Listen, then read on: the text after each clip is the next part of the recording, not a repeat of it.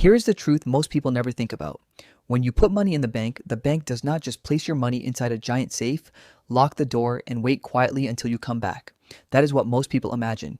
You deposit your money, the bank protects it, and one day, when you need it, you withdraw it. But that is only a small part of the story. The real story is this: your money becomes part of a much bigger money machine. Imagine you give your friend $10 and say, "Please keep this safe for me." Then later, you find out your friend gave part of that money to someone else and told them, "You can borrow this, but when you return it, you must bring back extra." Now, your friend is making money from money that originally came from you. That may sound strange, but in a very simple way, that is close to how banks work. By the end of this video, you'll understand why banks want your money so badly, and why saving money is only one small part of how the system works. Most people think a bank is like a giant piggy bank. You put money in. The money sits there, then when you need it, you take it out. Simple. It is like when you were a child and you had a small money box at home.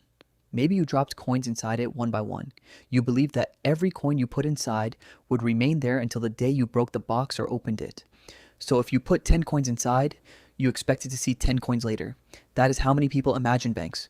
They think, my salary enters my account and the bank just keeps it safe. And yes, banks do help keep money safe. They help you receive salary, they help you pay bills, they help you transfer money, they help you use cards, they help you avoid carrying cash everywhere. But banks are not just storage houses. Banks are businesses, and every business needs to make money. A supermarket makes money by selling food. A landlord makes money by collecting rent. A school may make money by collecting school fees. So how does a bank make money? It makes money by using money. That is the part most people miss. When your money enters the bank does not treat it like a sleeping coin under a pillow. It becomes part of a bigger pool of money. And from that pool, the bank can lend, charge, invest, process payments, and collect fees. So the bank is not just asking, how do we keep this money safe? The bank is also asking, how do we use this money to make more money? That is where the real story begins. Let's make this very simple.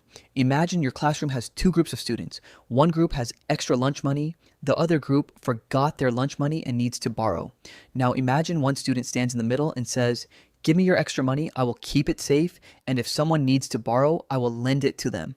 That student is acting like a tiny bank. Now here is where the money making happens. You give the student $100 to keep. To thank you, the student says, "I will give you $1 extra later." That extra $1 is like interest paid to you. Interest simply means extra money added because someone used your money. Then the student takes part of that $100 and lends it to another person. But this time, the borrower must pay back more. Maybe they borrow $100 and later pay back $110. Now look at what happened. The student paid you $1 for saving your money, but the student collected $10 from the borrower. So the student paid out a little, but collected much more. That difference is profit. This is one of the main ways banks make money.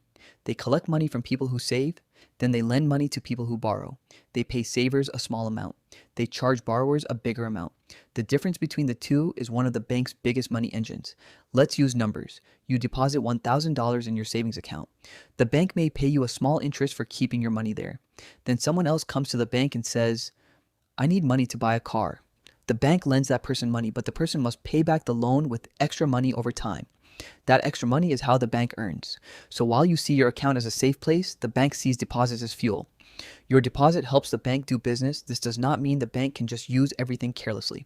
Banks have rules. They must keep enough money available so customers can withdraw. They must follow laws. They must manage risk. But the simple idea is this: banks gather money from many people, then use that money to earn more money. Now let's explain interest like you're 5. Imagine your friend wants to borrow your toy car for 1 week. You say, "Okay, you can borrow it, but when you return it, you must also give me one candy." 1 week later, your friend returns your toy car and gives you one candy. The toy car is what they borrowed. The candy is the extra thing they paid you for using it. That candy is like interest. Interest is simply the extra money someone pays when they borrow money. So when someone borrows money from the bank, they do not only return the exact money they borrowed, they return the money plus extra. That extra is interest. Now let's make it even simpler. You borrow $10. Later, you pay back $12. The first $10 is the original money. The extra $2 is interest. That extra $2 is where the bank smiles, because the bank did not just give money away, it rented out money. That is one of the easiest ways to understand a loan. A loan is like renting money. When you rent a house, you pay the landlord because you are using the house. When you borrow money, you pay the bank because you are using the bank's money. The longer you use it and the bigger the amount, the more extra you may pay. This is why banks care so much about interest rates. An interest rate is just the price of borrowing money. When the interest rate is low, borrowing is cheaper. When the interest rate is high, borrowing becomes more expensive.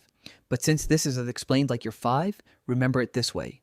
Borrowed toy plus candy. Borrowed money plus extra money. That extra is interest. And interest is one major reason banks make so much money. Loans are one of the biggest money machines in banking. People borrow money for many reasons. Someone borrows money to buy a car. Someone borrows money to start a small business. Someone borrows money to pay for school. Someone borrows money to buy a house. Someone borrows money because they need cash before their salary arrives. Every time the bank lends money, the bank expects to receive more money back. That is the business. Let's use a house example. Imagine someone wants to buy a house, but the house costs $200,000. They do not have $200,000 sitting in their pocket. So they go to the bank. The bank says, we can help you buy the house, but you must pay us back little by little every month. So the person buys the house with help from the bank. Then every month, they pay the bank, month after month, year after year. And by the time the person finishes paying, they may have paid back much more than the original price of the house. Why? Because of interest. The bank did not just give them money for free. The bank gave them money now, so they could pay extra over time. That extra is the bank's reward. This is why home loans can be very profitable for banks. They last for many years. And because they last for many years, the interest can become very large. Now think about car loans. The same thing happens. You want a car today. You do not have all the money today. The bank gives you the money, you drive the car now. But every month, you pay the bank back with extra.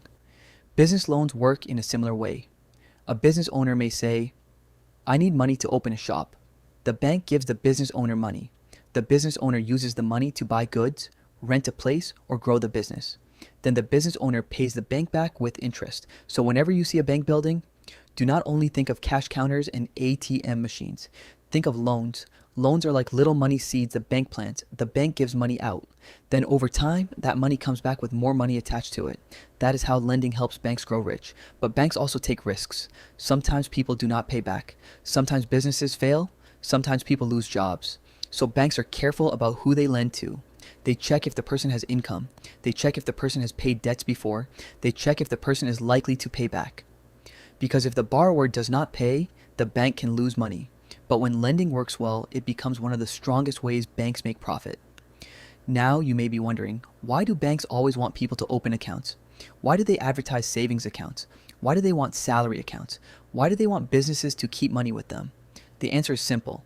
Banks love deposits because deposits give them money to work with. Think of a bank like a giant water tank. Every customer who deposits money is pouring water into that tank.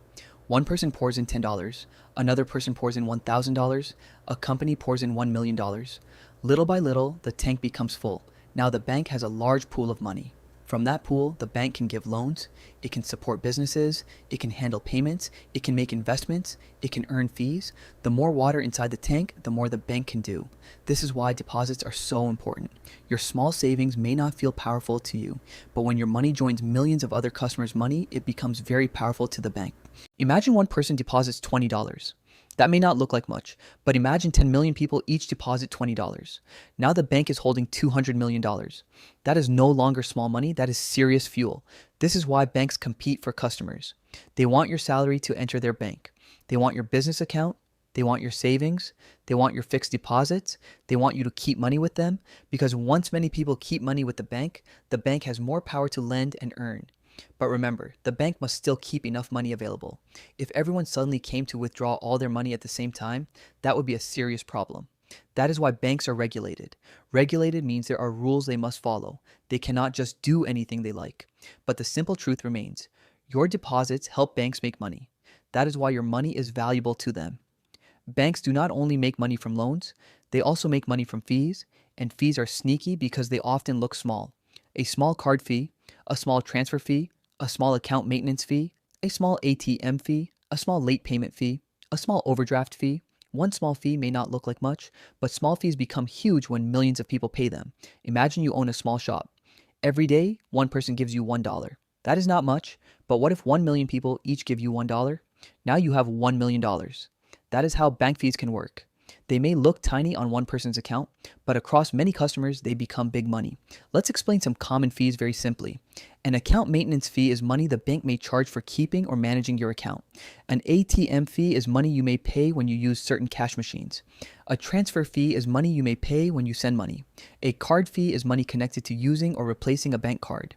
A late payment fee happens when you are supposed to pay money on time but you delay. An overdraft fee happens when your account does not have enough money, but the bank still allows a payment to go through. Overdraft simply means spending more money than you actually have in your account.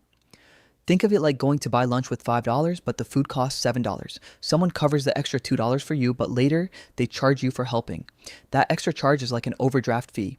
Now, one person paying a fee may not feel like a big deal, but when millions of people pay different fees every day, the bank earns a lot. This is why understanding fees matters. Not because every fee is evil. Banks provide services and services cost money. But when you understand fees, you stop being surprised by them.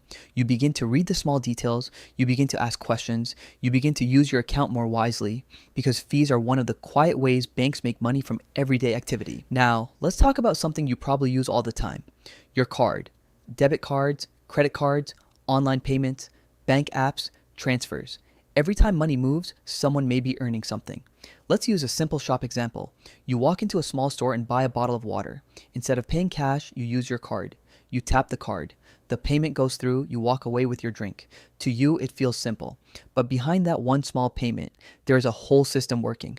The shop's machine must talk to the payment company. The payment company must talk to the bank. The bank must confirm the money, then the payment must be approved. All of this happens very fast, but it is not free. In many cases, the shop may pay a small fee for accepting card payments. That fee may be shared between different companies in the payment system. Banks can be part of that system. So even when you are just buying a snack, a tiny part of that transaction may help banks and payment companies earn money. Again, it may look small, but think about how many people use cards every day. People buy fuel, people buy food, people shop online, people pay for transport, people subscribe to apps, people pay bills, people send money to family. Money is moving every second, and every time money moves through bank systems, there may be charges, processing fees, or service income. That is why banks love payments. Payments keep customers active. The more active customers are, the more chances the bank has to earn. So banks do not only want you to keep money with them, they also want you to use their cards, use their apps, use their transfer services, use their payment systems. Because banking is not only about money sitting still, banking is also about money moving. And when money moves, banks often find a way to earn. Credit cards are one of the most misunderstood bank products. Many people see a credit card and think, free money. But it is not free money. A credit card is borrowed money. It allows you to spend now and pay later. That sounds convenient, and it can be useful when handled carefully. But for banks, credit cards can be very profitable. Here is why. Imagine your parent gives you permission to take snacks from a cupboard today, but they say, at the end of the week, you must replace everything you took. If you replace everything on time, no problem. But if you delay, they say, now you must replace the snacks and give extra. That extra is like credit card interest. When you use a credit card, the bank is paying first. You are promising to pay the bank back later. If you pay everything back on time, you may avoid extra interest. But if you only pay part of it or you delay too long, the bank can charge you interest, and credit card interest can be high. This is one reason credit cards can make banks a lot of money. Let's use a simple example. You spend $100 with a credit card. When the bill comes, you only pay $20. Now $80 remains. The bank may charge interest on that remaining balance. If you keep delaying, the extra money can grow. Then late fees may also appear, so a small purchase can slowly become more expensive than you expected. This is why credit cards can be dangerous when people do not understand them. The bank gives you spending power today, but if you do not pay properly, the bank earns from your delay. That does not mean credit cards are always bad. It simply means they are not magic money. They are a tool, and every tool can help you or hurt you depending on how you use it. For the bank, credit cards create many ways to earn. They can earn from interest, they can earn from late fees, they can earn from card fees, they can earn from payment processing. So when you see a bank offering credit cards, rewards, points, and cashback, remember this. The bank is not doing it only to be kind. The bank knows that many people will spend, delay, pay fees, and owe interest. That is why credit cards can become a powerful money machine. The big lesson. Now, let's bring everything together. Banks are not just places where money sleeps, banks are businesses. And like every business, they are designed to make money. They make money when people borrow and pay interest. They make money when people use loans to buy houses, cars, or grow businesses. They make money from account fees, ATM fees, transfer fees, card fees, and late fees. They make money when people use cards and payment systems. They make money when people carry credit card balances and pay extra over time. So the bank is doing much more than holding your cash. It is moving money, lending money, charging for services, managing payments, collecting fees, and earning profit from the difference between what it pays and what it receives. This is the big mindset shift. When you deposit money, you are not just using a storage box, you are entering a financial system. The bank gives you safety, convenience, apps, cards, transfers, and access to financial services. But in return, the bank finds ways to earn. That is not automatically good or bad. It is just how the business works. The problem is that many people use banks without understanding the game. They borrow without understanding interest. They use cards without understanding fees. They keep money in accounts without knowing what the bank does with deposits. They think the bank is only a helper, but the bank is also a business partner. And sometimes, if you are not careful, the bank earns more from your mistakes than from your success. That is why understanding this matters. When you understand how banks make money, you become more aware. You pay attention to fees. You think before borrowing. You ask what the interest means. You read the terms before accepting loans. You understand that credit card money is not free money. You understand that convenience often has a cost. And most importantly, you stop being confused by the system. You begin to see banking for what it really is, a business built around money movement. Once you understand how banks make money, you stop seeing your bank account as just a safe place to keep cash. You begin to see the system behind the system. You realize that your deposit is useful to the bank, your loan payment is useful to the bank, your card swipe is useful to the bank, your transfer is useful to the bank, your late payment is useful to the bank, your confusion can even be useful to the bank. That is why financial knowledge is powerful, because the more you understand, the less likely you are to be surprised. You do not have to hate banks. You do not have to fear banks. Banks provide important services. They help money move. They help people buy homes. They help businesses grow. They help families receive salaries and pay bills. But you must remember that banks are not charities. They are businesses, and businesses are built to make profit. So the next time you put money in the bank, use your card, take a loan, or see a small fee on your account, you will understand what is happening.